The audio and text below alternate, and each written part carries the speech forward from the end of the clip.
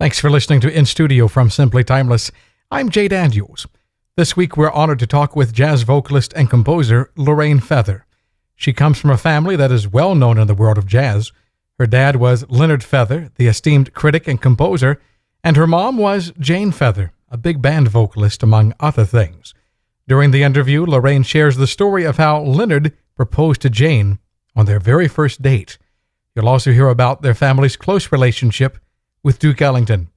First, we ask the question, Lorraine, what's in a name?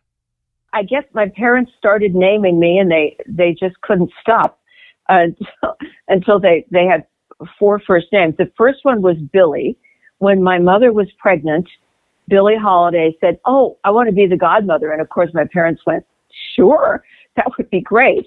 I was told that she knitted some baby booties for me also, which I don't have. I don't know what happens in, but first it was Billy, and then Jane from my mother, Jane Feather, who used to be a singer and a roommate of Peggy Lee's.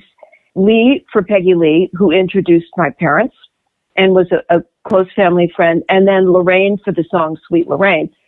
And then sometime in grade school, I said, Billy's a boy's name. I didn't understand the importance of being named after Billie Holiday. I said, I want everyone to call me Lorraine now. So they went, okay.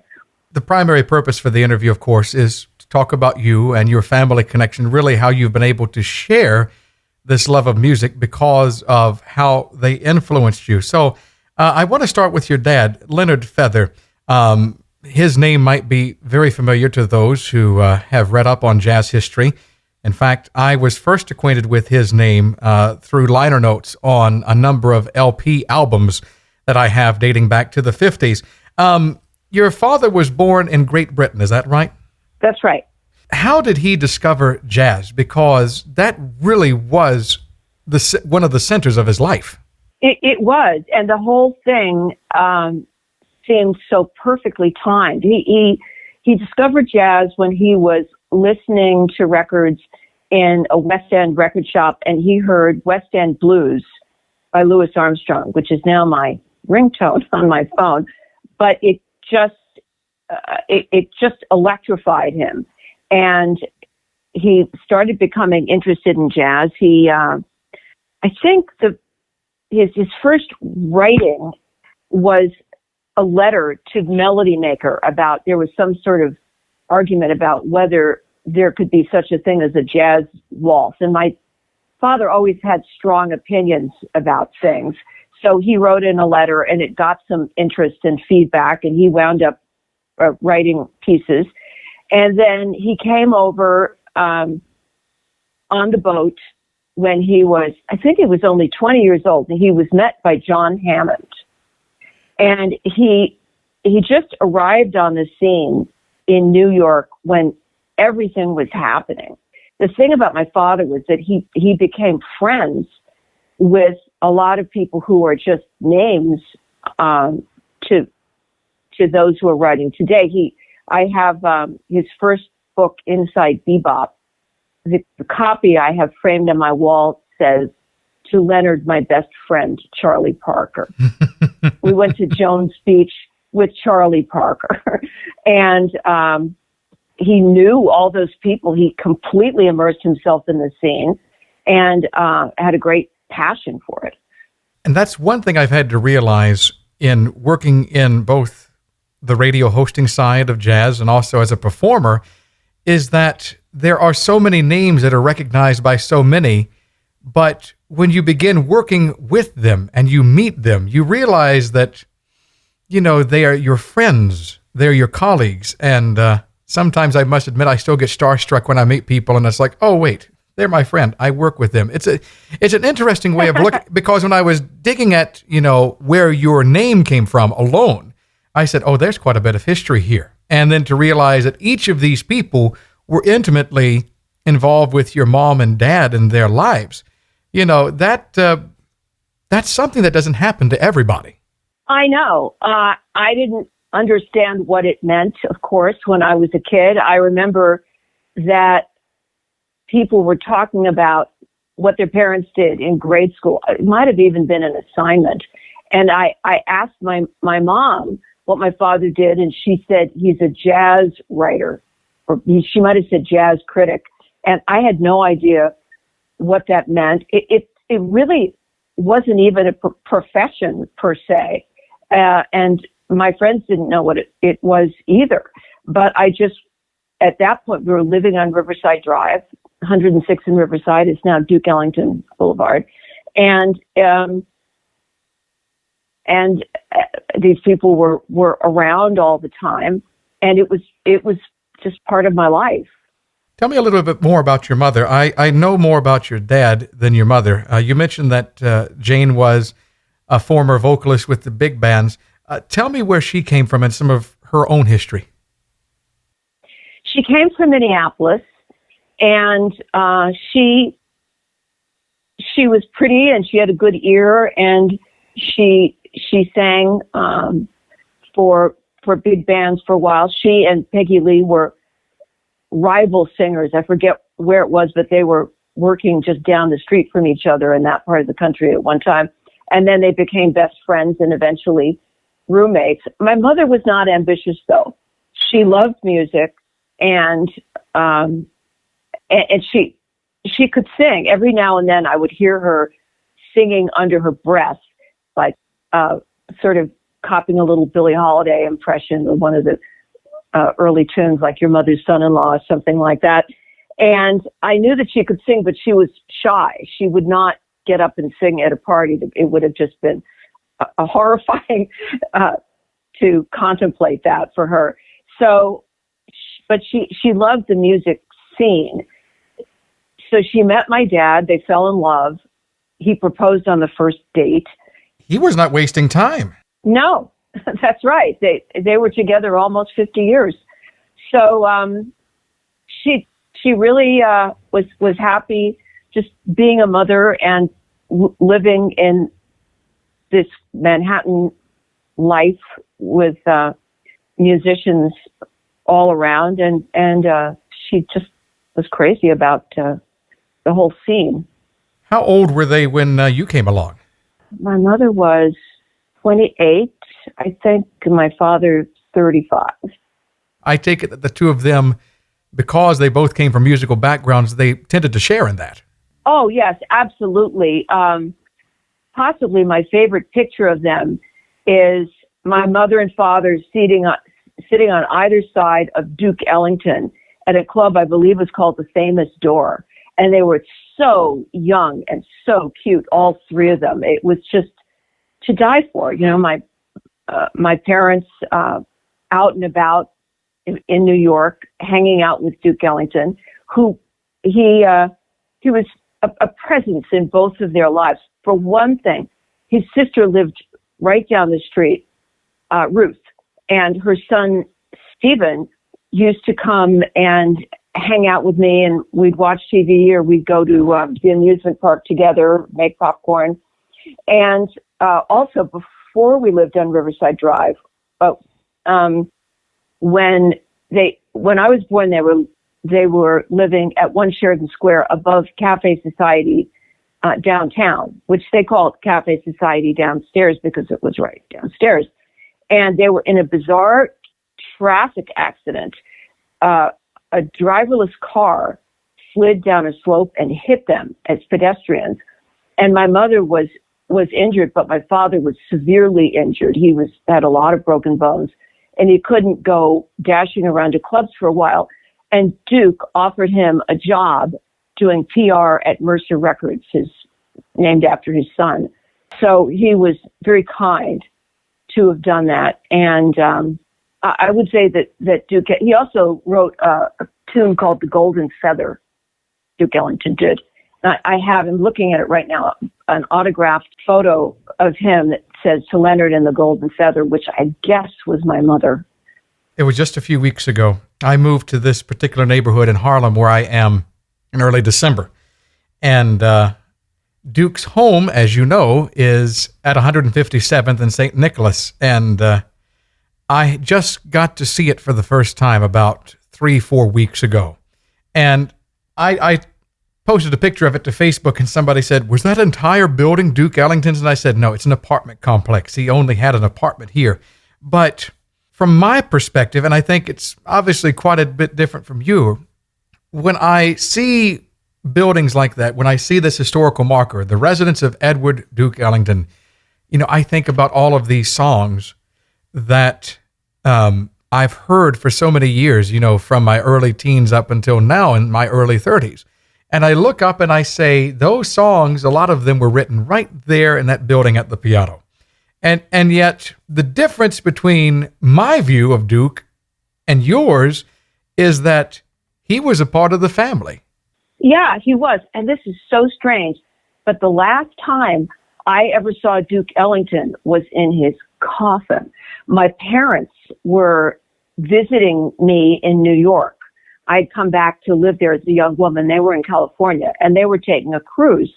And it just so happened that Duke died when they were there, and we went by the funeral home. And this is another strange cosmic thing. My mother passed away on the Duke Ellington centennial. So there's a close connection between his family and yours for sure. Yeah, indeed. Music was obviously something that your parents did. They lived it, they breathed it. My question for you would be, with all of these experiences, all of this history around you, or I guess at that point, it wasn't history, it was, what was happening in the moment. Yeah. Was there a moment for you, whether as a child or as a teen, at some point there had to have been a moment where the music stopped being just something that happened to be in the same space and when it became something that was yours too? The moment did not really happen until I was in my 30s.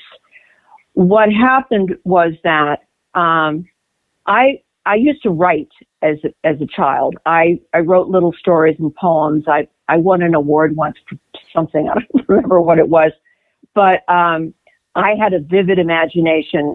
I was a terrible student. I went to an Episcopalian school with nuns, and I found a Lorraine file that my parents had kept many years later saying that, we've had her tested and we're even more confused at why she's such a terrible student. I was just in a fog for the whole of grade school. Then we moved out to California. I went to a Catholic girls' school for a year, and that was kind of horrible. But I got bitten by the acting bug because I was in a production of the Greek tragedy Electra, and I was the only person who could memorize all the lines when the lead got sick. So I kind of got into that. Then I went to Hollywood High, and I was in the theater arts department. But all this time, I never thought about singing. And in fact, I have a big range, but I had a very, very distinct break in those days that I've worked at overcoming for many years now.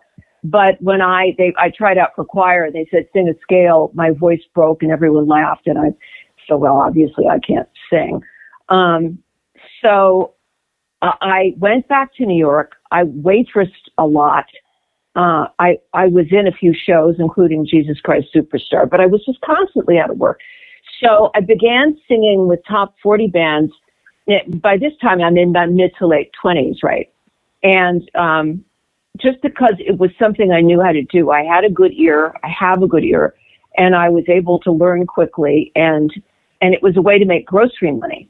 So I would sing at these bars in the Bronx or Staten Island or the Jersey Shore. And I was doing that, but it wasn't anything personal, it was just a way to make a little money because I was always out of work as an actress. I sang with Petula Clark, Grand Funk Railroad.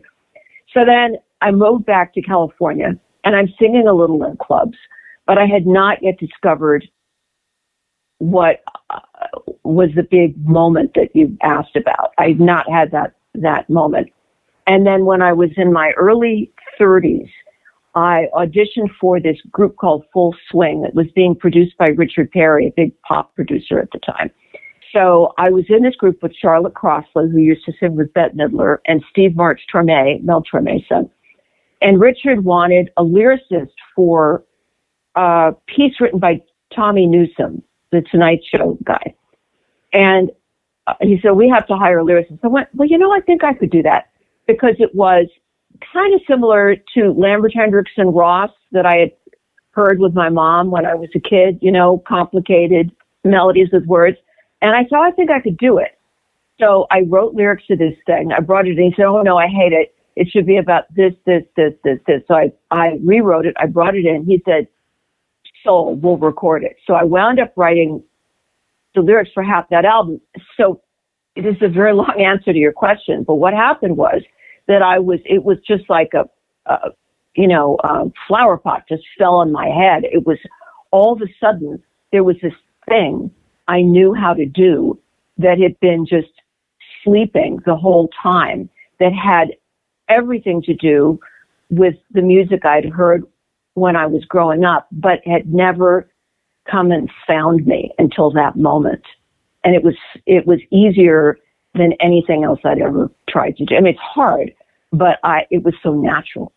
Where do you think that gift of lyricism came from?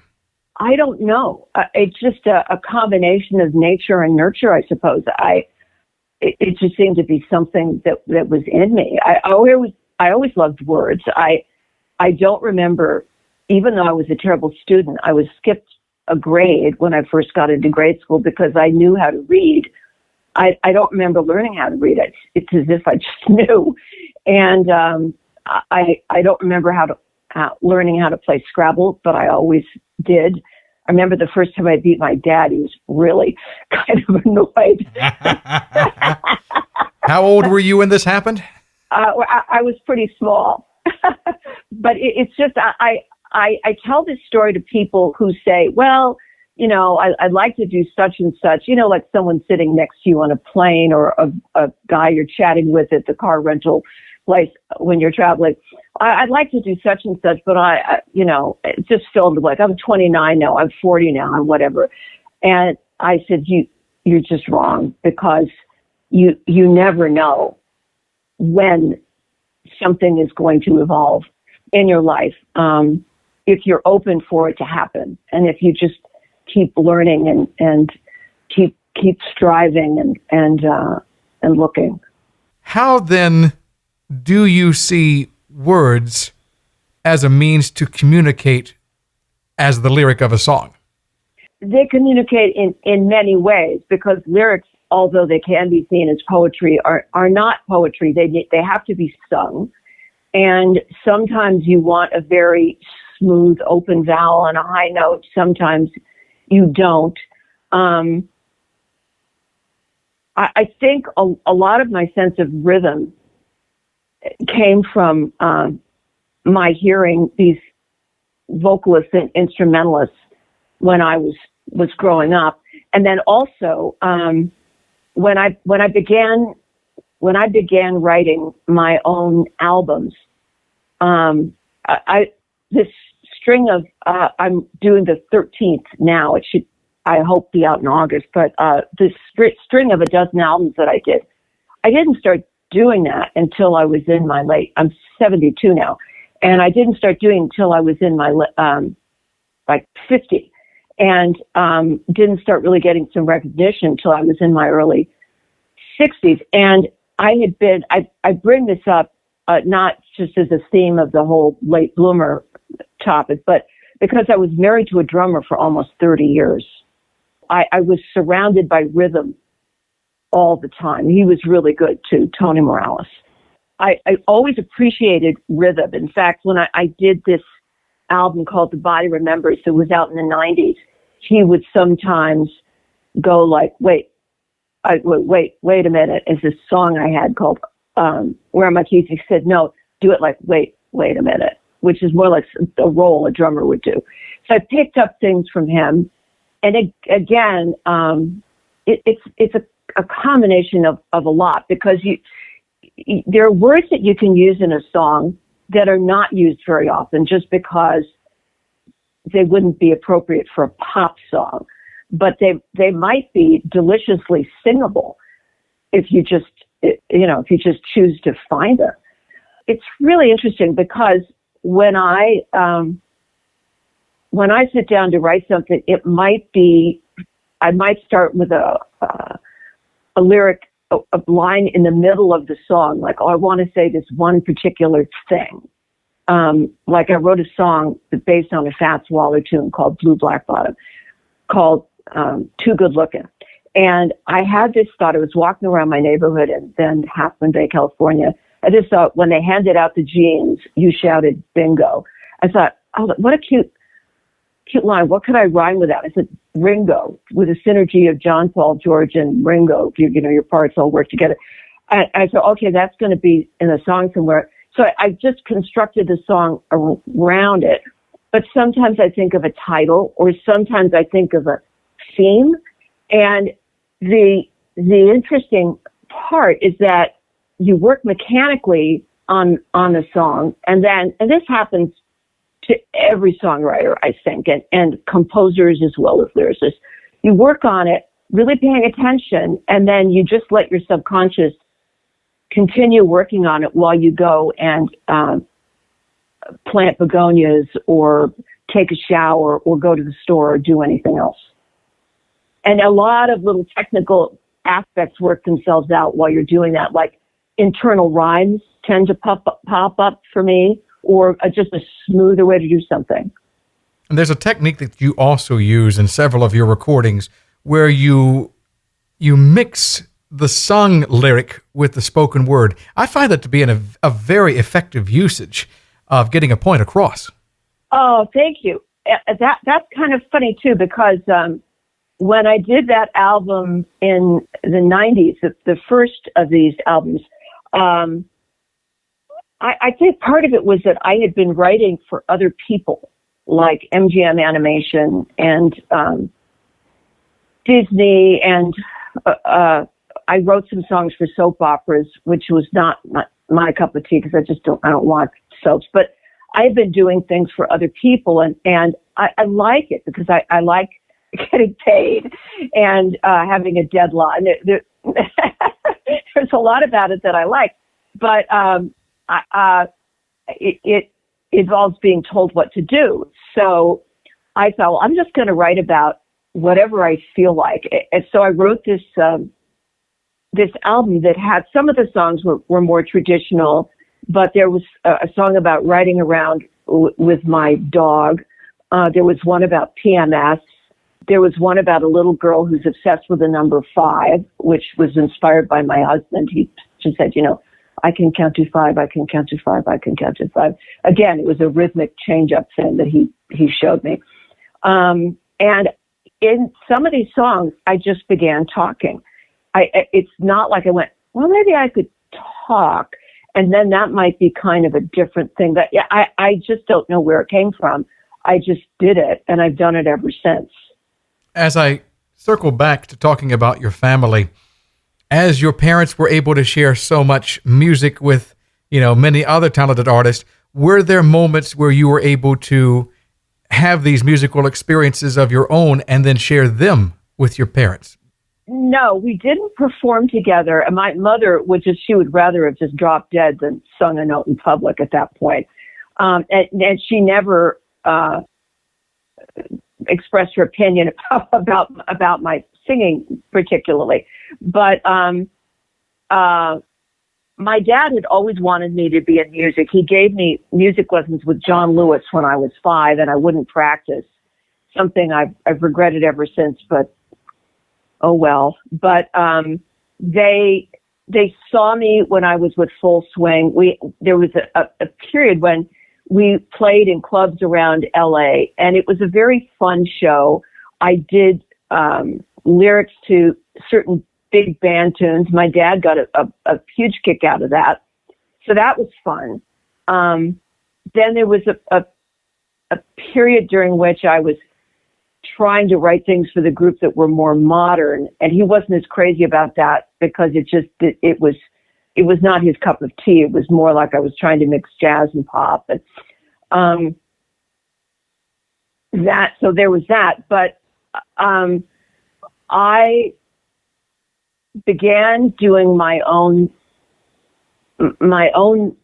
lyrics for myself, written with living composers, and also to the music of Duke Ellington. while he was still alive. And it was really great because he could see that I had something as a lyricist. I didn't even know there was such a thing as BMI. He said, well, you'll be joining ASCAP now. I went, okay. He said, here's the form. Fill it out. You'll be in ASCAP.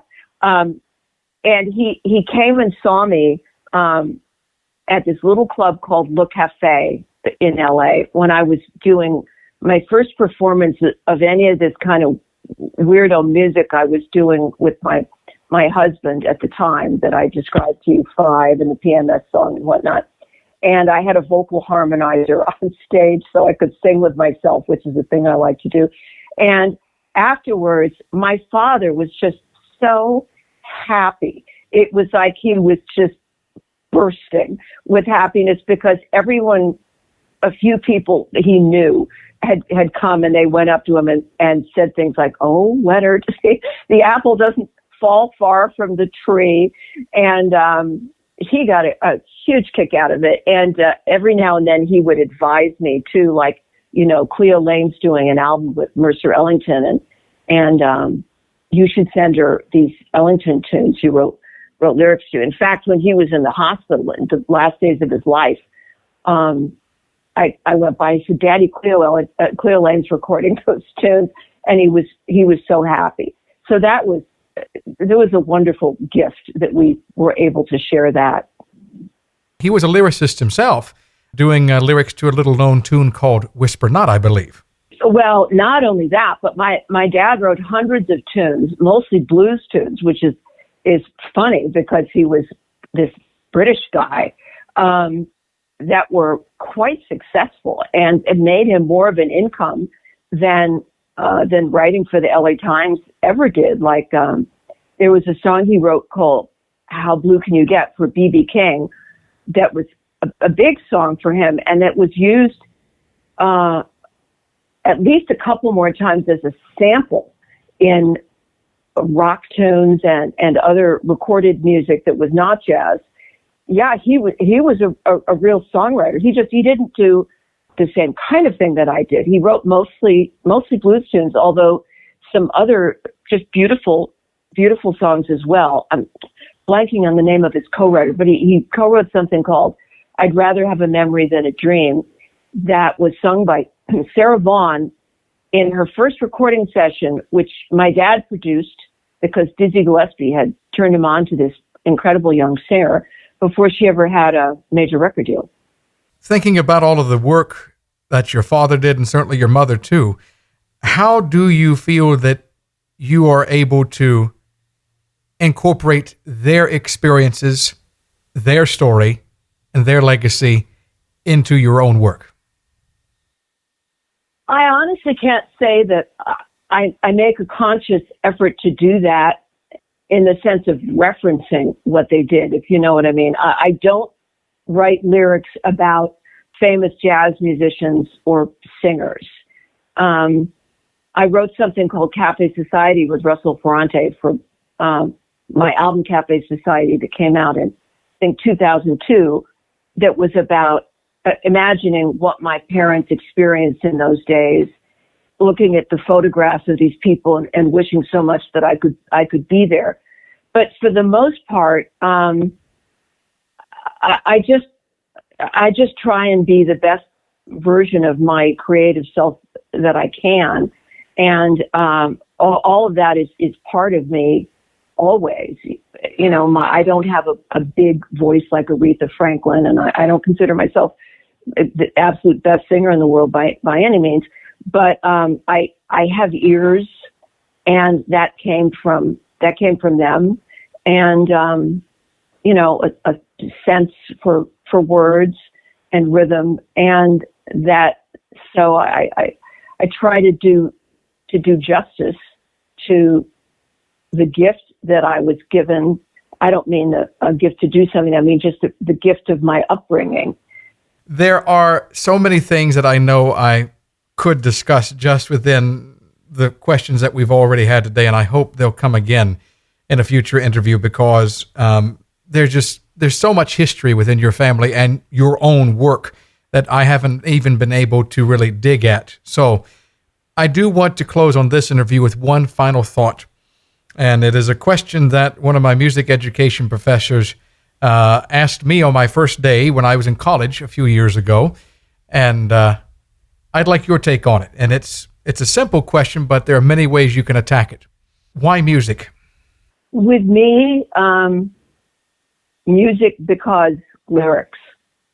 If I didn't write lyrics, I wouldn't sing. Lorraine Feather, this week's guest from In Studio.